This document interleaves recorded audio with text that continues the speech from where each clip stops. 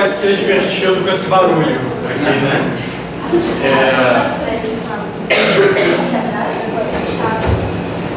Boa tarde, pessoal.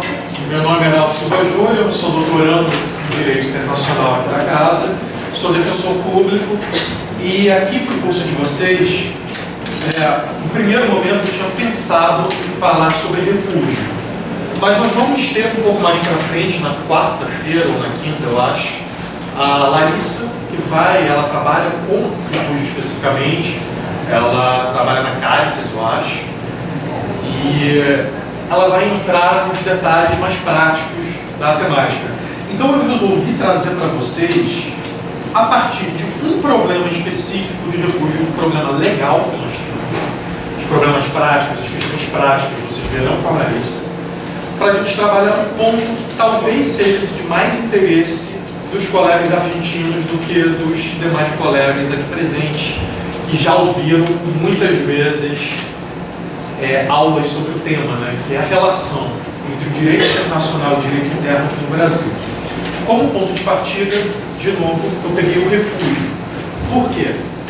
Nós temos aqui no Brasil dois problemas específicos com a temática de refúgio, que são problemas de ordem legal, que são problemas ou pela redação, derivados da redação da nossa lei de refúgio, ou da interpretação dada pelos nossos tribunais da nossa lei de refúgio. Eu não sei o que é melhor, acho que é melhor dar uma pausa enquanto está no auge do barulho, né? Vamos continuar. Ok. E, então, refúgio é uma questão que tem sido estudada aqui no Brasil com mais frequência a partir de 2010. Até então, nós tínhamos fluxos muito pequenos de solicitantes de refúgio, principalmente colombianos fugindo da guerrilha da Farc e de pessoas que fugiam da Guerra Civil de Angola. Por Angola ser um país que também fala português, o Brasil acabava sendo um dos destinos prioritários.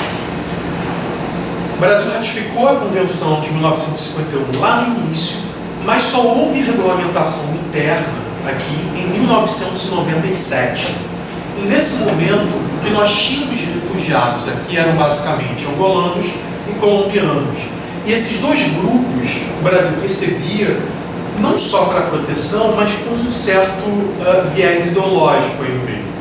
Porque as pessoas que fugiam de Angola fugiam do regime do MPLA, que era um regime de esquerda, e as pessoas que fugiam da Farc também fugiam de um regime, de uma guerrilha que o governo brasileiro identificava como tendo um perfil mais à esquerda.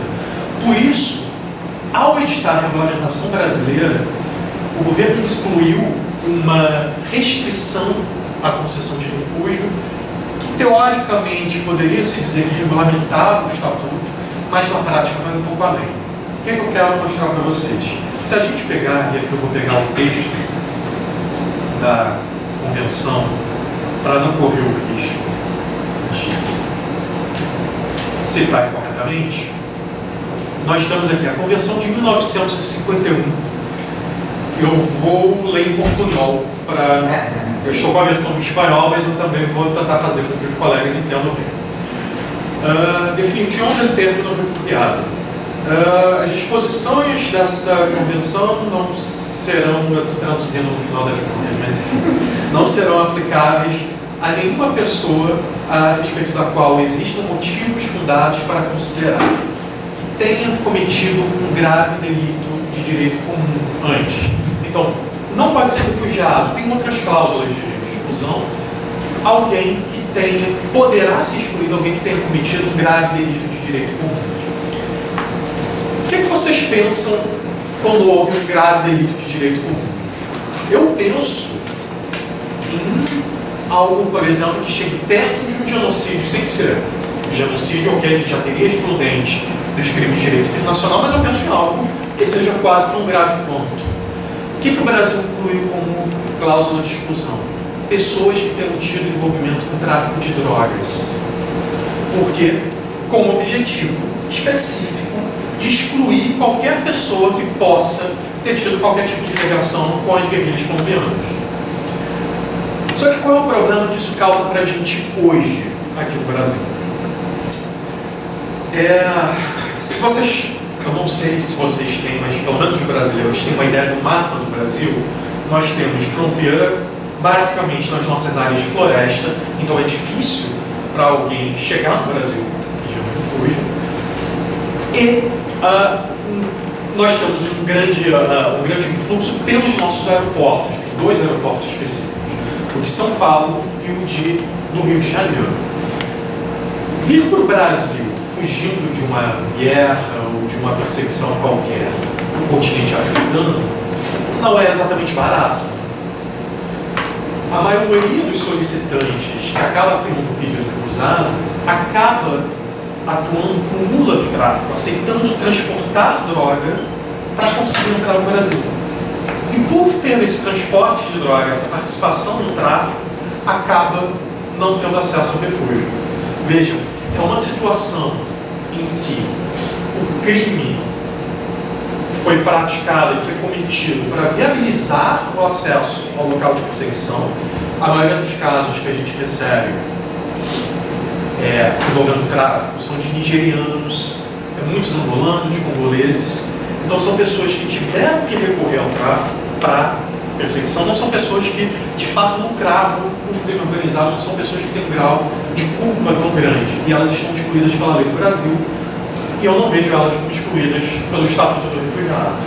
O segundo problema que nós temos, o Estatuto, a Convenção de Genebra, ela é clara afirmando que serão considerados refugiados aqueles que ela dá as condições para que uma pessoa seja refugiada.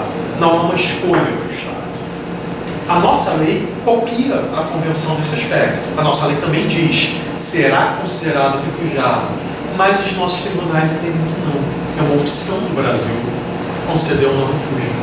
Apesar de a lei claramente dizer que não é uma opção, a convenção dizer que não é uma opção, os nossos tribunais dizem que é uma faculdade.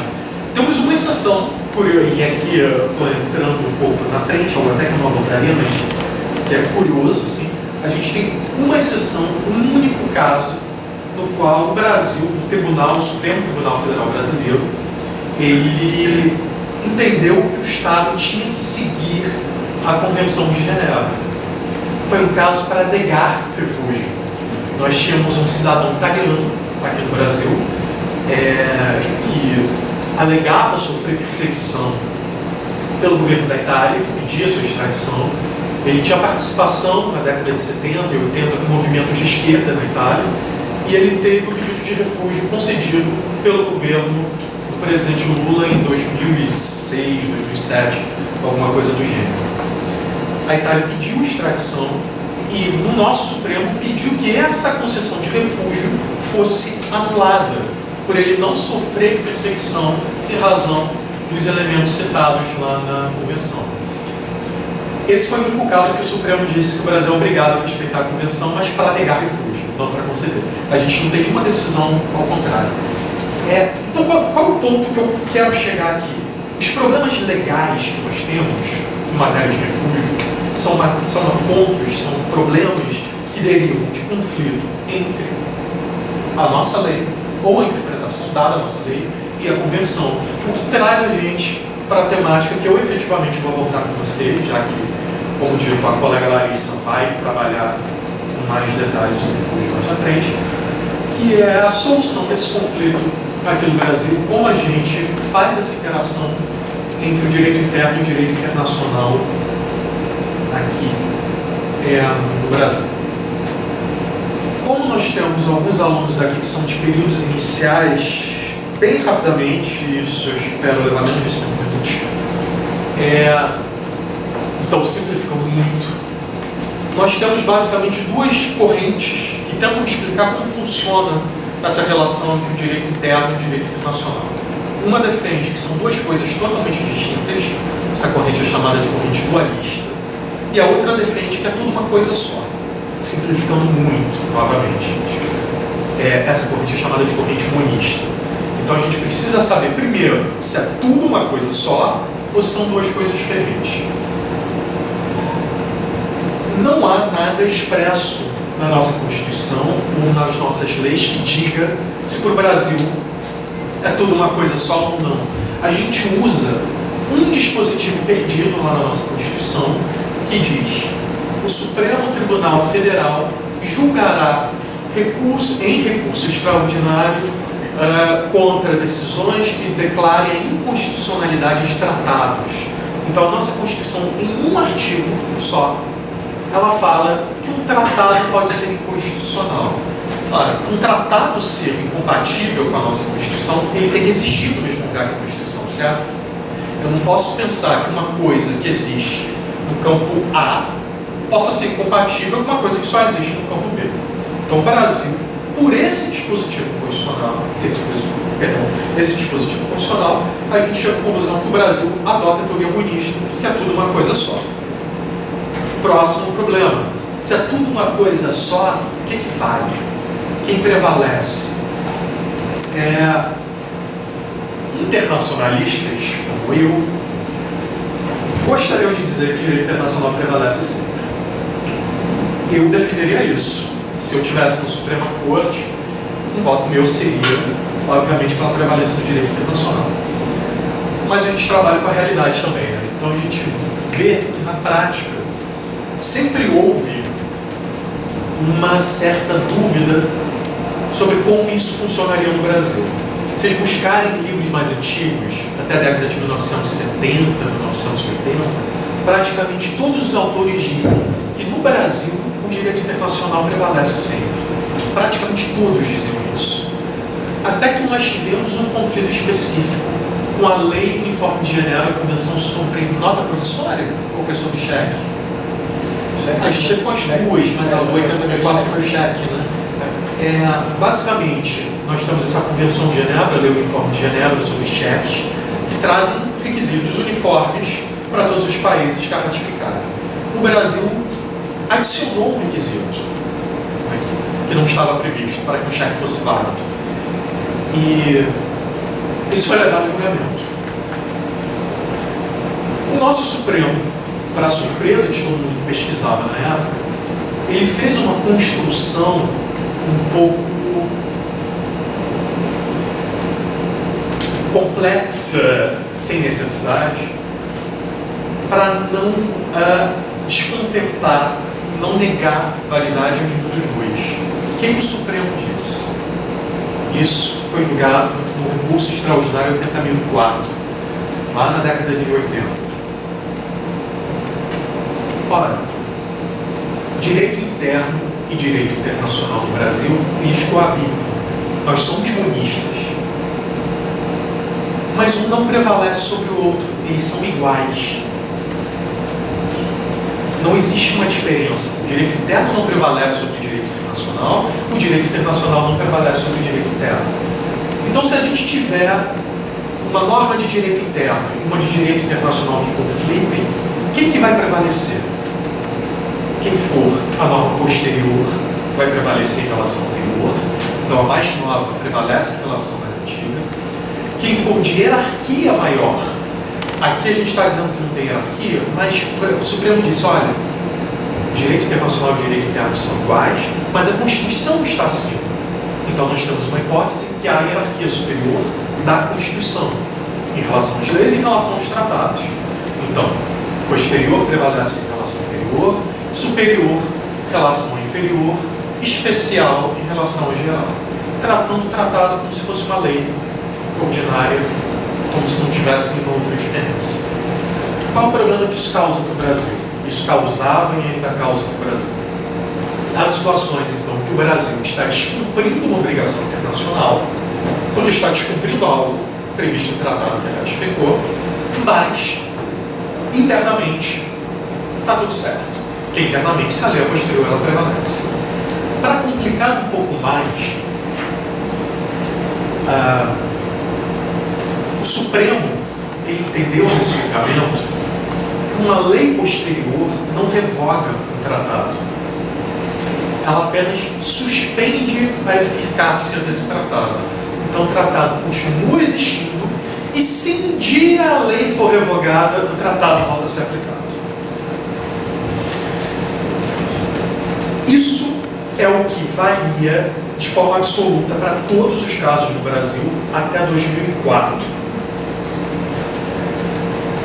Tínhamos algumas exceções que eram contadas, mas eram exceções falsas. Por exemplo, em matéria tributária, o Código Tributário Brasileiro diz que os tratados prevalecem em relação à legislação tributária. É um conflito aqui? Não. A nossa lei já diz que a externa prevalece. Continua valendo aquela lógica. O Código Civil Brasileiro de 2002, ele afirma que em matérias de contratos de transporte prevalece o tratado internacional, mas a mesma coisa, nós temos uma lei interna dizendo que a outra prevalece. A gente ainda resolveria naquela questão de lei especial em relação à lei geral sem dificuldade nenhuma. A grande mudança que nós tivemos começou a ser gestada, começou a surgir com a Constituição de 88, mas ela só se tornou efetiva em 2004. Por que eu digo que ela começou a surgir? Na nossa Constituição, o artigo 5º é a nossa Declaração de Direitos, traz direitos e garantias individuais, e lá no final, o parágrafo 2º diz: os direitos aqui previstos não excluem outros que sejam previstos em tratados internacionais. A Constituição dizia isso. Com base nisso, toda a doutrina brasileira de direito internacional e de direitos humanos começou a dizer: olha, em matéria de direitos humanos, o tratado prevalece. Então começou a ser construído doutrinariamente essa ideia de que, ok, no geral, vale aquele entendimento de que são iguais, têm a mesma hierarquia, não há prevalência de um em relação ao outro, mas em direitos humanos, por causa desse parágrafo 2º, os tratados de direitos humanos prevaleceriam. O Supremo não comprou essa ideia. O que o Congresso Nacional fez? Em uma emenda à Constituição, adicionou um outro parágrafo 3º, que diz: os tratados internacionais sobre direitos humanos que sejam votados como se emenda à Constituição fossem, então, eles têm que ser votados pelas duas casas do Congresso 2 vezes, em cada um tem um quórum de 2/3. É um rito de votação bem complexo. Até hoje a gente só teve um tratado aprovado assim. Mas esses tratados específicos de direitos humanos prevalecem em relação aos anteriores. Em relação aos anteriores, desculpa. Eles têm valor de emenda à Constituição. Reparem que o que o Constituinte fez não foi exatamente fugir da lógica do Supremo. Ele resolveu essa questão pela hierarquia, dizendo: olha, é uma coisa só, um prevalece em relação ao outro, ok, mas isso aqui tem hierarquia de emenda à Constituição. Então, está na mesma hierarquia da emenda à Constituição. A Constituição prevalece em relação à emenda, mas todo o resto tem que se adequar a ela. Ok. Como disse, a gente só aprovou um tratado assim. É a Convenção sobre o Direito das Pessoas com Deficiência e o Protocolo Adicional, são 2 na verdade, mas é um grupo só, uma temática só. Isso não resolveu a maioria dos problemas que nós tínhamos aqui. O maior problema que nós tínhamos, o que acontecia, que chegava com mais frequência aos tribunais, era um conflito entre o Pacto de São José e a nossa legislação civil sobre prisão por dívida. Por quê? O Pacto de São José proíbe prisão por dívida civil, salvo alimentos, certo? A Constituição brasileira proíbe prisão por dívida civil, salvo alimentos ou devedores em um contrato específico de depósito, depositário fiel. Então, a Constituição brasileira permite uma hipótese de prisão por dívida que o Pacto de São José proibia. E isso era algo que chegava aos tribunais com frequência, porque de fato havia muitas prisões, até porque posteriormente o legislador brasileiro, espertamente, editou um ato normativo equiparando os devedores de contratos de leasing aos devedores infiéis. Então todo mundo que atrasava uma prestação de carro acabava podendo ser preso. Acabou realmente sendo um volume de demanda grande e uma questão que era sempre levada ao Supremo, essa incompatibilidade da prisão por dívida no Brasil em relação ao Pacto de São José. Passou a emenda constitucional 45, lá em 2004, e continua havendo esse problema. Porque o Pacto de São José foi ratificado antes pelo Brasil e ele não seguiu o rito dos 2/3. Então ele não vale no Brasil como emenda à Constituição.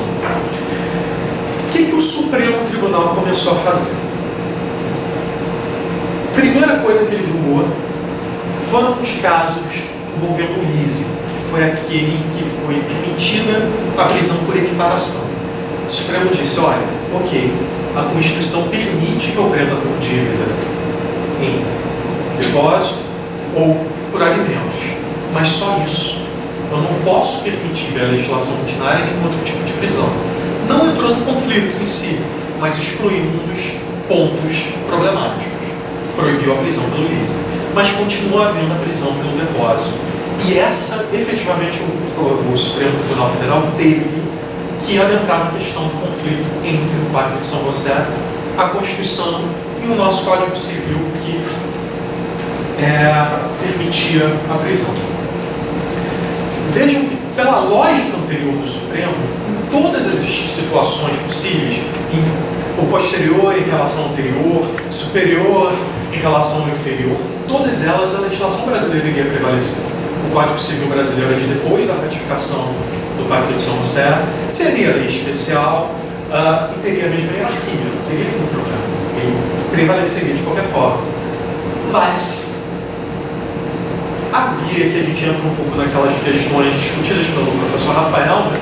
Havia uma preocupação sincera de condenação do Brasil em eventual demanda na Corte Interamericana por prisões por dívida, já que a gente prendia em hipóteses não permitidas pelo Pacto de São José. O que o Supremo teve que fazer? Encontrar um meio de conferir, de fazer com que o Pacto de São José prevalecesse. Como uma pessoa normal faria isso? Ora, um tratado internacional prevalece em relação. O que uma pessoa que não gosta muito de direito internacional faria? Um tratado internacional sobre direitos humanos prevalece em relação ao direito interno. O que o Supremo Tribunal Federal fez? Criou uma categoria hierárquica adicional no nosso ordenamento jurídico para tratados que versem sobre direitos humanos e não tenham sido aprovados pelo rito de Beck. A confusão só aumenta, né? O que o Supremo disse? Olha, tratados sobre direitos humanos têm um status especial no nosso ordenamento. Se for aprovado no rito de emenda à Constituição, vale como se emenda constitucional fosse. Eu, inclusive, poderia declarar uma lei constitucional com base num tratado internacional que tivesse sido aprovado pelo rito dos 2/3. Se o tratado não foi aprovado nesse rito, e olhem que nesse momento o Supremo analisava um tratado que tinha sido ratificado antes pelo Brasil, aí esse tratado ainda assim tem um valor especial, mas ele não pode ser uma emenda à Constituição porque ele não seguiu o rito, certo? O que ele é, então? Ele é um ato hierarquicamente superior à lei, hierarquia supralegal. Criou uma hierarquia nova. Então, temos, as coisas vão ficar mais confusas ainda, eu prometo. Temos a nossa Constituição, abaixo da Constituição nós temos emendas à Constituição e os tratados internacionais aprovados pelo Congresso no rito de emenda à Constituição. Abaixo dele nós temos os tratados internacionais aprovados pelo Congresso pelo rito ordinário. Basicamente todos os tratados ratificados, assinados pelo Brasil, precisam ser aprovados pelo Congresso antes da ratificação. São mínimas as hipóteses de dispensa dessa aprovação do Congresso. E os demais tratados internacionais continuam tendo hierarquia legal. Mas o problema segue. Eu dei uma hierarquia superior ao Pacto de São José, certo? Ele vale mais do que a lei. Ele proíbe prisão, salvo a prisão civil por alimentos, por dívida de alimentos. Mas que autoriza no Brasil a prisão civil por outra matéria é a própria Constituição. E o Supremo decidiu que a Constituição é superior ao pacto. O superior permite algo que não resolveu o conflito ainda. O que o Supremo faz, então? Ora, a Constituição prevalece em relação ao Pacto de São José. Sim, a Constituição permite a prisão.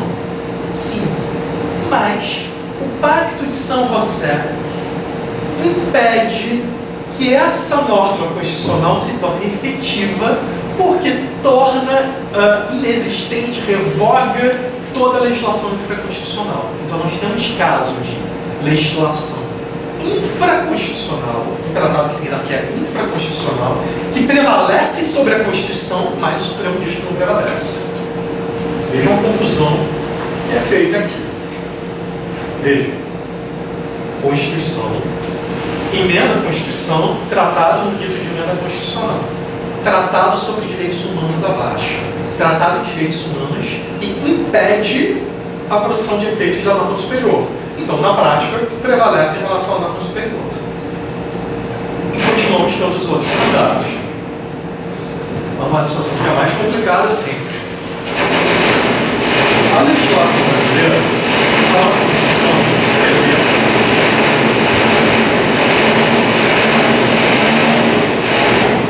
a nossa Constituição prevê algumas matérias que têm que ser votadas pelo Congresso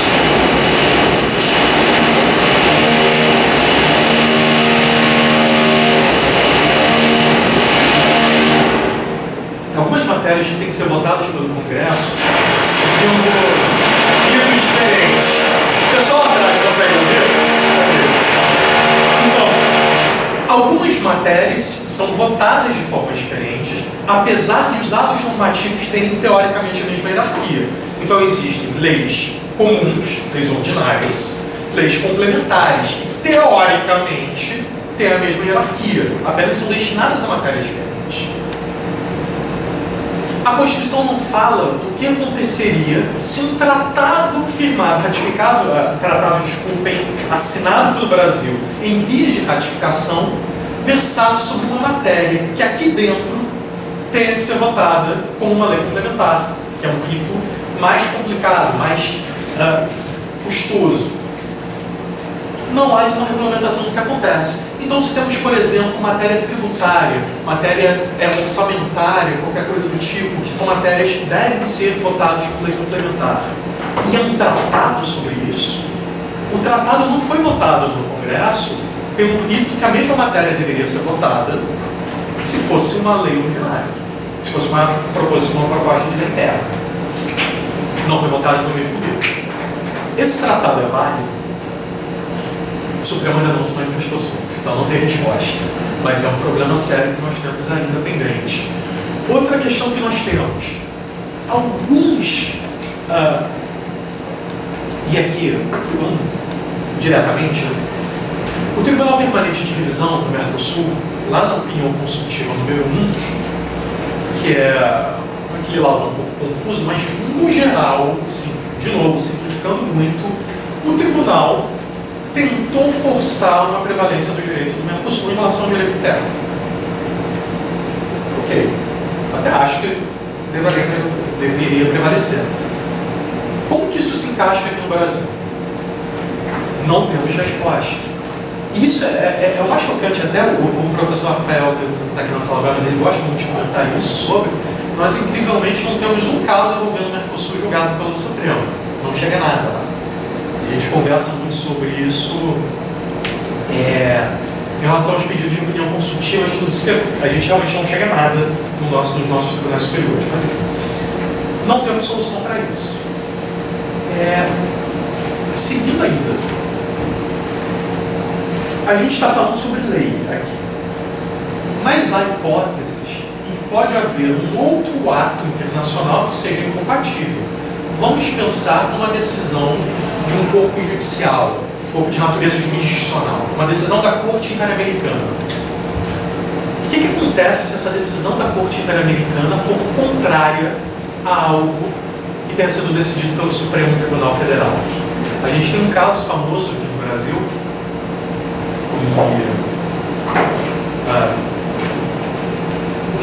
a primeira condenação realmente de grande porte no Brasil, ou seja, não foi a primeira condenação do Brasil, mas foi a primeira de impacto maior, foi sobre desaparecimento de participantes de guerrilha contra o regime ditatorial de 64, caso conhecido como, no Brasil, no caso da guerrilha, das guerrilhas de Araguaia, ou o caso do Gomes Gomes.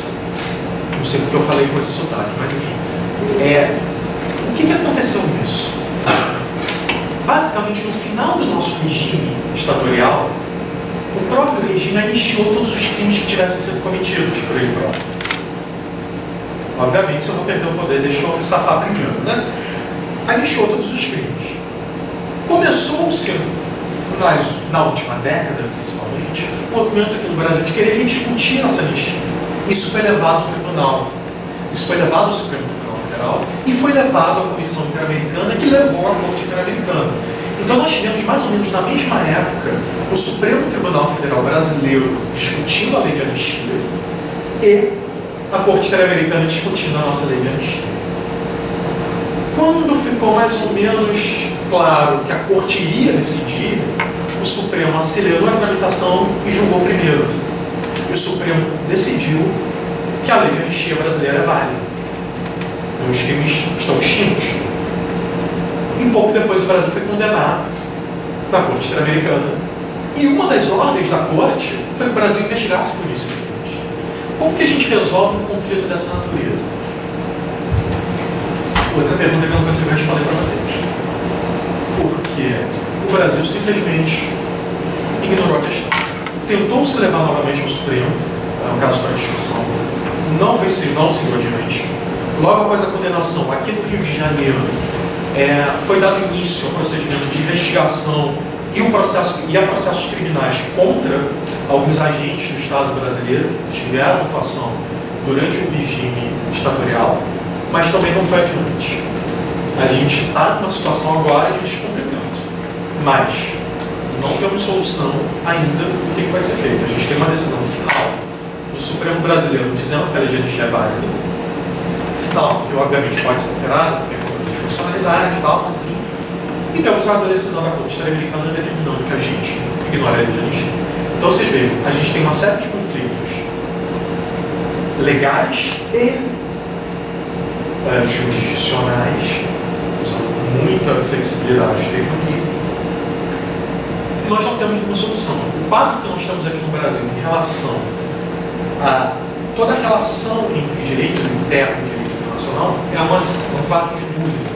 Até porque, para tornar as coisas mais difíceis, que a gente sempre pode complicar, o que já é complicado, a gente sempre pode dificultar mais, nós temos a Convenção de Viena sobre Direito dos Tratados de 1961. O Brasil assinou lá em 62 e não ratificou. Passaram-se 40 anos. Em 2009, o Brasil decidiu ratificar a Convenção.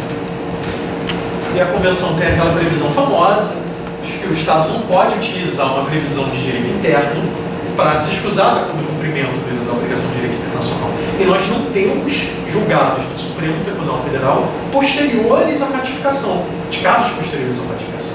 Então, lá, pesquisadores brasileiros, doutrinadores de renome, eu cito Paulo Casella, por exemplo, da USP, no livro dele, do curso de Direito Internacional Público, ele afirma, olha, desde 2009, todo e qualquer tratado prevalece em relação à legislação brasileira.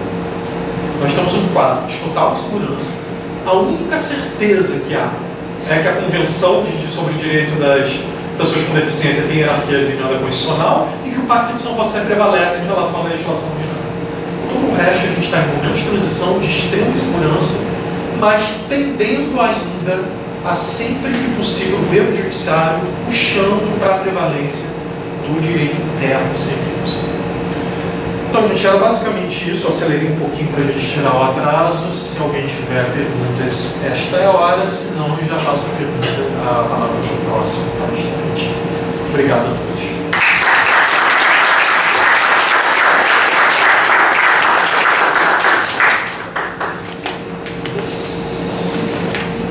Então, vamos para a próxima. Posso encerrar, Rafael?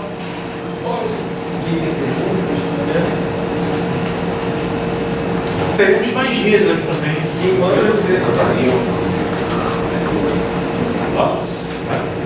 Muito obrigado pela felicitação. Parabéns. Mas eu primeiro me extraña mucho eso. Me genera muchas. Por un lado, mucho porque el sistema argentino está bastante más claro. Después de la reforma del 94, de la Constitución, tenemos bastante más claro. Mi pregunta es: el control de convencionalidad. El impulso de Brasil es un sistema central, centralizado en la Corte Suprema. Tiene que hacerlo por ejemplo, los tribunales superiores e inferiores, e incluso el control de convencionalidad por los órganos de la administración. Nosotros tenemos control de convencionalidad en los órganos de la administración, por ejemplo, la Procuraduría. Certamente eu não tenho uma resposta simples. Assim, a gente. O sistema brasileiro ele causa um pouco mais do que isso a gente. Causa talvez um pouco de raiva até, né? O nível de caos em que ele é feito. Em teoria, a própria administração deve aplicar o que entende que é o que está em vigor, que é o que produz efeitos. Então, se vamos imaginar um exemplo aqui. O professor Rafael, está com um pedido de revalidação de diploma estrangeiro e tem um tratado internacional. E o professor Rafael entende, e tem uma lei brasileira incompatível. O professor Rafael entende que o tratado prevalece, ele vai aplicar o tratado. Em teoria, é isso. Na prática, a administração pública brasileira ela é muito apegada até a atos infralegais. A gente tem um caso aqui, você vai ver por que é difícil de responder a postura da administração pública em relação à cultura de convencionalidade. Nós tivemos uma modificação grande na nossa legislação migratória há 2 anos. Ou tem mais que isso já. Enfim, recentemente. O que é a lei de imigração? 2 anos. Um ano e meio. Um ano em vigor. 2016? Eu já estou perdendo noção de tempo, mas é... É de depois do Código de Processo Civil, né? Então, em 2 anos, a gente teve uma reformulação grande. E havia... A nossa lei antiga era muito defasada, ainda do regime ditatorial, e havia uma série de situações em que era necessária a permanência de um estrangeiro aqui, mas não havia respaldo legal. Por exemplo, uma pessoa que tenha tido uma condenação criminal e esteja cumprindo pena em regime aberto. Isso não era previsto na legislação, mas a pessoa ficava aqui. Ela tinha que ter algo que regulamentasse aquilo, tinha que ter algum documento, pelo menos. Isso foi regulamentado por ato infralegal. Não funcionava assim. Temos atos infralegais regulamentando o valor de taxas. A lei de imigração ela reformulou essas questões, incluiu algo que causava muito problema para a gente que trabalha com imigração, que é uma previsão de que para estrangeiros que não tenham recursos, é concedida a gratuidade de taxa. Está escrito assim. Isso não é aplicado até hoje, porque não existe um regulamento infralegal. A portaria da Polícia Federal regulamentando não foi atualizada. Então, assim, a gente, na prática, a administração pública brasileira, ela é extremamente complicada e ela tem uma tendência a... Um outro exemplo muito bom aqui, esse era fenomenal, assim. Era fenomenal mesmo. A lei anterior, o Estatuto do Estrangeiro, ela previa multas numa unidade de valor de referência em época de superinflação. Ela estava em URV, eu acho. Mas o FIR era o FIR. O URV foi a última, então. A URV foi a última. E essas unidades, elas eram substituídas com o tempo. A ideia era você ter algo mais estável que não fosse cobrido pela inflação. Lá em 1994, quando houve a introdução do real, parte da reformulação passou por extinguir essas unidades de referência. A administração pública, o legislador, define uma taxa de conversão. Olha, o FIR vale, sei lá, R$1. A Polícia Federal editou uma portaria para fins das taxas envolvendo estrangeiros, dizendo, olha, o FIR tem que valer R$100. E isso prevalecia em relação à lei. Obviamente, se você judicializasse, você conseguia forçar a prevalência da lei, mas entrar com processo judicial, pagar advogado para deixar de pagar R$100, as pessoas não judicializavam isso. Então, a administração pública, eu realmente não te tenho uma resposta, vai depender do que passar na cabeça daquela pessoa. Judicialmente, em teoria, todo e qualquer juiz brasileiro pode fazer o controle. A diferença pode fazer tanto controle de validade, de leis, tratado, de leis internas, atos normativos em relação ao tratado, como fazer o próprio controle do tratado em relação à Constituição. Teoricamente, qualquer juiz pode fazer isso. O que nós não temos nisso é a uniformidade. Então, acontecia muito, e aconteceu também com o Pacto de São Marcelo, um exemplo bom. O Pacto de São Marcelo prevê que toda pessoa que é presa, acusada de um crime qualquer, deve ser apresentado imediatamente, deve ser levado imediatamente à presença de um juiz. A legislação brasileira dizia que tinha que haver uma comunicação por escrito em até 48 horas, algo assim.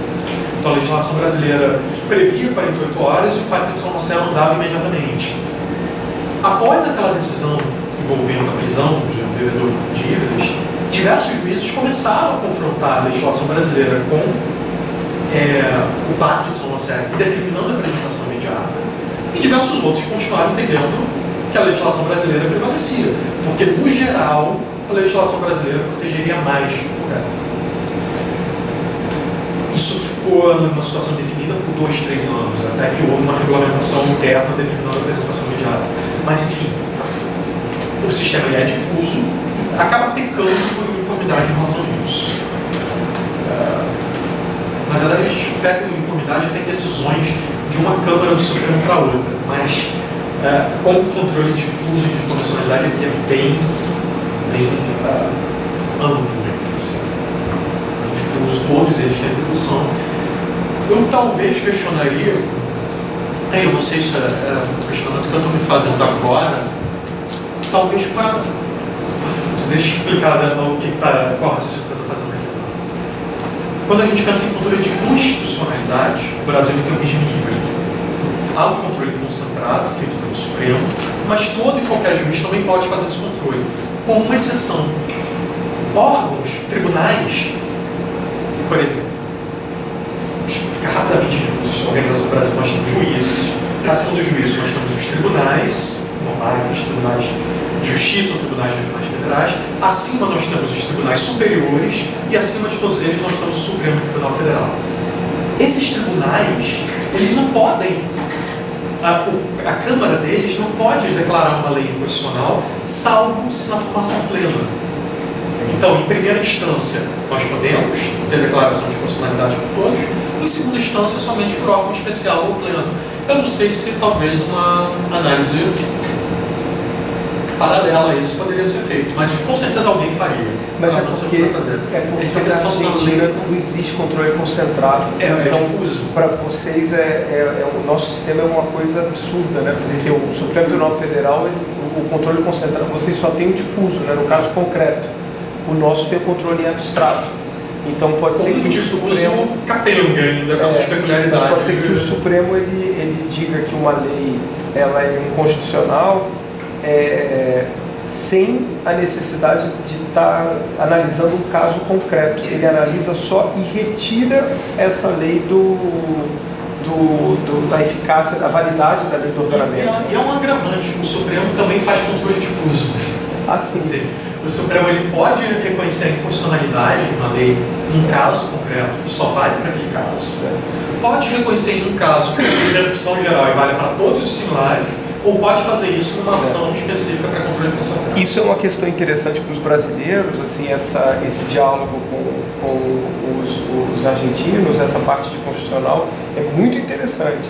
Porque quando eles ouvem as nossas histórias de como funciona o nosso controle concentrado de constitucionalidade e tudo que o Supremo Tribunal Federal acredita que tem legitimidade para fazer, vocês ficam escandalizados. Assim. Porque por mais que a Corte Suprema de Justiça de la Nación ela atue muitas vezes de forma concreta e que vocês se escandalizem, se vocês olham o poder erga omnes que tem da Corte Suprema do Brasil é fora do comum. Deixa eu pegar um exemplo. E não precisa ser nem às vezes de constitucionalidade. Às vezes existem mecanismos para que a Corte Suprema, ou o Supremo Tribunal Federal, ele decida um caso e determine a validade daquela decisão para todos os casos iguais no país. E aí obriga o juiz de primeira instância a decidir igual à Corte Suprema, assim, naquele caso, a extinguir aquele processo, seja o que for. Né? Esse é o tipo de coisa que vocês que têm um sistema puramente difuso, fica bem... Vocês se escandalizam. Isso não ajuda muito também a nossa própria Constituição. A nossa Constituição é uma Constituição um pouco sui generis, ela tem previsões, ela não contém previsões, por exemplo, sobre hierarquia de tratado, mas tem um dispositivo famosíssimo que diz o Colégio Pedro II, na cidade do Rio de Janeiro, será um colégio federal. Ponto. Tem um artigo da Constituição dizendo especificamente sobre um colégio aqui na cidade do Rio. Que era foi um colégio criado pelo imperador Pedro II, lá no século XIX, que ele queria que fosse um tipo federal. Então, assim, a nossa Constituição ela é uma Constituição caótica também. Eu estou sendo que o nosso judiciário não ajuda muito. Assim, bem-vindos. É divertido. Mais algum questionamento? Pessoal, de qualquer forma, eu estarei aqui quase todos os dias. Qualquer coisa a gente pode conversar ao longo da semana.